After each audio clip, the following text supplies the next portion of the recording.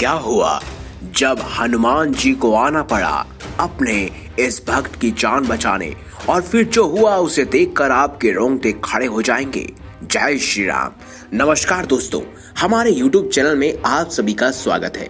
दोस्तों, आज हम आपको हनुमान जी के चमत्कार की एक ऐसी सच्ची घटना सुनाने जा रहे हैं जिसे सुनकर आपको भी विश्वास हो जाएगा कि वास्तव में आज भी हनुमान जी इस धरती पर विराजमान है और अपने भक्तों की रक्षा करने के लिए किसी न किसी रूप में दौड़े चले आते हैं। दरअसल दोस्तों, हम बात कर रहे हैं बिहार के एक छोटे से गांव में रहने वाले ज्ञानचंद जी के बारे में, जिन्होंने हमारे साथ यह सच्ची घटना शेयर की है और बताया कि कैसे स्वयं हनुमान जी ने आकर उनके प्राणों की रक्षा की।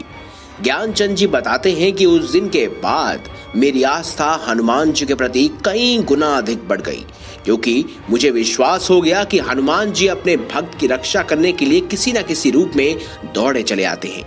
ये बात आज से भी पूर्ण रूप में सच हो जाती है।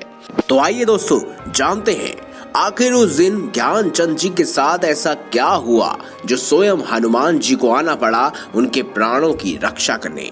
दोस्तों, बिहार के रहने वाले ज्ञानचंद जी बताते हैं कि वो एक टाइम खाना भूल सकते हैं, लेकिन हनुमान जी की पूजा करना बिल्कुल भी नहीं। हनुमान जी के प्रति उनकी भक्ति को देखकर गांव के सभी लोग बहुत सम्मान करते थे और ज्ञानचंद जी बताते हैं कि उनको भजन कीर्तन करना बहुत अच्छा लगता था और जब भी किसी मंदिर में भजन कीर्तन होता था तब ज्ञानचंद जी को वह जरूर बुलाते थे। ज्ञानचंद जी बताते हैं कि वह हर मंगलवार हनुमान मंदिर में जाकर हनुमान जी को चोला चढ़ाते थे। उनको इस प्राचीन मंदिर में आना बेहद पसंद था। वो उनके गांव से कुछ ही दूरी पर था। इस मंदिर की सेवा उनके पूर्वज भी शुरू से करते आ रहे थे और इस परंपरा को आगे ज्ञानचंद जी बढ़ा रहे थे। ज्ञानचंद जी बताते हैं कि एक बार उस मंदिर में हनुमान जी का भोग समारोह रखा गया था और साथ ही साथ रात में भजन कीर्तन का प्रोग्राम भी रखा गया था। उस दिन सुबह से बहुत बारिश हो रही थी और मंदिर में भी बहुत भीड़ लगी हुई थी।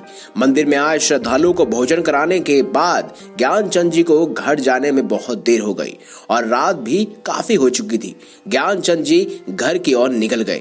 बारिश की वजह से ज्ञानचंद जी का घर जाने का रास्ता खराब हो चुका था। ज्ञानचंद जी बताते हैं कि गीले मिट्टी की वजह से उनका पैर फिसला और वो खाई की ओर गिर पड़े। गिरते वक्त उन्होंने एक पेड़ की टहनी को पकड़ लिया, जिसकी वजह से वो खाई में पूरी तरह से गिरने से तो बच गए, पर ज्यादा देर तक वो खुद को संभाल नहीं सके। वो मदद के लिए चिल्लाते रहे, पर उतनी रात वहां उनको कोई भी नजर नहीं आ रहा था। ज्ञानचंद जी अंदर ही अंदर खुद को बहुत असहाय मान रहे थे। उनको लगा कि आज वो नहीं बच पाएंगे।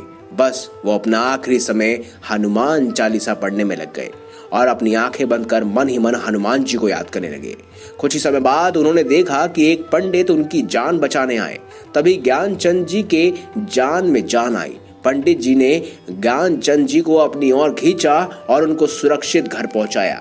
ज्ञानचंद जी ने जब पंडित जी से पूछा कि आपको कभी मंदिर में देखा नहीं है, आप नए हैं क्या, तो पंडित जी ने उन्हें बताया कि वो इस मंदिर की देखभाल वर्षों से कर रहे हैं और इतना कहकर वो वहां से चले गए।